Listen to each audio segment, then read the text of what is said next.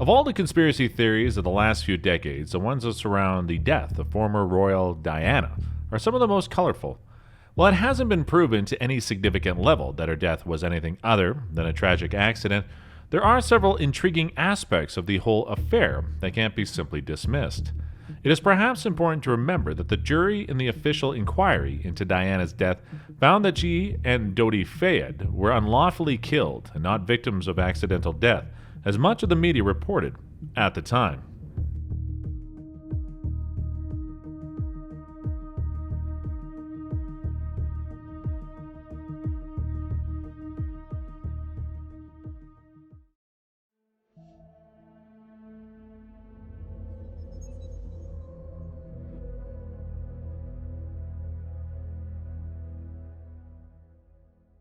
Number 10. Swapping cars at the last moment. Although they had used a particular Mercedes throughout the day of their deaths in Paris, when Diana and Dodi went to leave the Ritz Hotel shortly after midnight on the morning of August 31st, 1997, a different Mercedes was sent to pick them up. Not only had the car been changed at the very last moment, but there was also no backup car present, as there had been throughout the day, and was standard practice for such security journeys. There was also controversy regarding the seatbelts and who was and wasn't wearing them on that last journey. Everyone who knew Diana described her as a habitual seatbelt wearer, and they found it hard to believe that she was found to have not been wearing a seatbelt. At the same time, the security officer in the vehicle, Trevor Rez Jones, was found with his seatbelt on, unusual for a security officer on such a high-profile job, given that standard practice for them to not wear seatbelts so as not to restrict their movements. Number 9. No CCTV footage of the spur-of-the-moment route. Instead of taking the quickest route to Dodi's flat in central Paris, the driver, Henry Paul, instead opted to take a different route that would not only be longer, but would also take them along the River Seine and through the Pont d'Alma tunnel, where the tragic crash occurred. The reason for this was said to have been to avoid the paparazzi, who had followed the pair all day long. That would seem reasonable, but given that this change of route was said to have been made on the spur of the moment, many people found it suspicious that all 17 CCTV cameras along the route were either turned off or not working at all. Consequently, no footage was captured of their fateful journey, footage that would have been invaluable in determining what happened that evening. Number 8. The mystery that was Henry Paul. Driver Henry Paul was very much blamed for the accident following the crash, mainly due to accusations that he was intoxicated while behind the wheel. However, during the Diana inquiry, as it was labeled by the British media, one medical expert after another cast their serious doubts on both the blood tests that were conducted to establish that Paul was drunk and on his post-mortem, which they claimed had over 50 basic errors. Paul was also found to have been working for both French and British intelligence, and the mystery surrounding him only deepened. Several large payments were made into his account in the months leading up to that evening in Paris. None of these payments were investigated by the inquiry, something which led many to believe there was a cover-up of sorts in place. Number 7. Threatening phone call regarding banning landmines. In the controversial documentary Unlawful Killing, Simone Simmons, a longtime friend and associate of Diana's, speaks of being with the former royal when she received a phone call from a high-ranking UK government official concerning her ongoing campaign for the banning of landmines. According to Simmons, when Diana passed her the phone so she could hear what was being said, she heard a gentleman say, "Don't meddle in things you know nothing about because you know accidents can happen." Simmons told this version of events during the inquiry into Diana's death. Diana very much took this as a genuine threat and already feared that British intelligence were listening to her phone calls. Incidentally, it was revealed years after her death that even such agencies as the NSA had thousands of transcripts of her phone calls during this time. They refused to release them, however, for reasons of security. Number 6. The letters that predicted her own death. In the months leading up to her death, Diana sent out letters to two close friends, her butler Paul Burrell and her solicitor Lord Mitcham.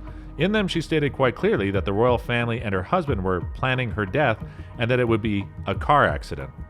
While Burrell went public with his letter and paraded it to the press for all to see, Lord Mitcham passed his letter over to the serving police chief at the time, Lord Condon. Condon withheld the letter from public knowledge, as did his successor, Lord Stevens, for several years, even though it is illegal to withhold evidence in investigations. Despite this, no action was taken against either former police chief, which served to raise an eyebrow or two. Number 5. Diana remained in the tunnel for 81 minutes. Diana wasn't removed from the crippled vehicle for almost 37 minutes after the crash. Despite there being little to no damage to her side of the car, it was a total of 81 minutes before the ambulance she had been placed into made its way out of the tunnel and to the hospital. Despite serious questions about his conduct at the accident scene, Dr. Jean-Marc Martineau was not made to appear at the official inquiry into Diana and Dodi's death. Not only was his decision met with suspicion, but Dr. Martineau hasn't addressed any of the accusations of gross negligence from those who feel his actions that night were far from adequate. Medical experts who testified in court state that had Diana been removed from the scene quicker, she very well may have survived. Number 4. Speed of ambulance question. When the ambulance finally did leave the scene of the crash and made its way to the hospital, it traveled at a pedestrian pace of 19 kilometers per hour, 12 miles per hour. This was also questioned by investigators, researchers, and medical and emergency service experts alike. The reason given for the slowness was that the ambulance had high-tech medical equipment on board. It was essentially a mobile theater room to allow the emergency team to begin treatment as soon as a patient was inside the ambulance. To travel at high speed would have put this delicate work in danger. Number 3. The infamous white Fiat Uno. To some, the mysterious white Fiat Uno was the smoking gun of the whole evening. Its presence had been denied at first, but there were paint markings on the remains of the Mercedes, and shattered pieces of red taillight glass matching a Fiat Uno were recovered at the entrance of the tunnel. It appeared that there was a collision between the Mercedes carrying Diana and Dodi and the white Fiat Uno, which resulted in Henry Paul losing control of the car.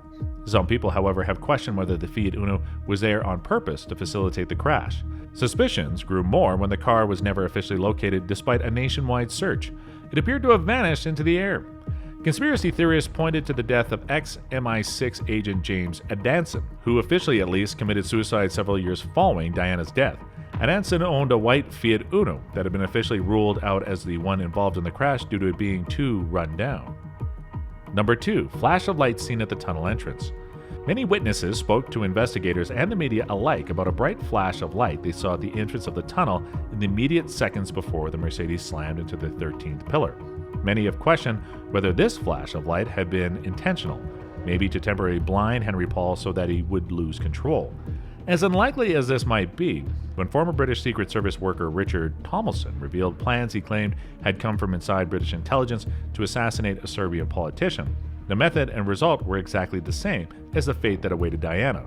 The plan spoke of using a blinding flash of light to blind the driver of the car as it entered a tunnel, ensuring a fatal crash. Coincidence?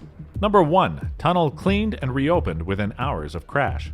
The crash happened just after midnight local time, but daylight had barely announced itself over Paris several hours later when the tunnel was completely cleaned down, cleansed, and reopened to the public, as if nothing at all had happened. Investigators insisted that they had retrieved everything they needed from the scene, so there was no need to keep the area closed. However, many were critical of the reopening and possible compromising of an accident scene so soon, particularly when no real investigation had taken place. Hey, thanks for watching. Be sure to subscribe to our channel to stay informed about our upcoming videos because more incredible content is on the way.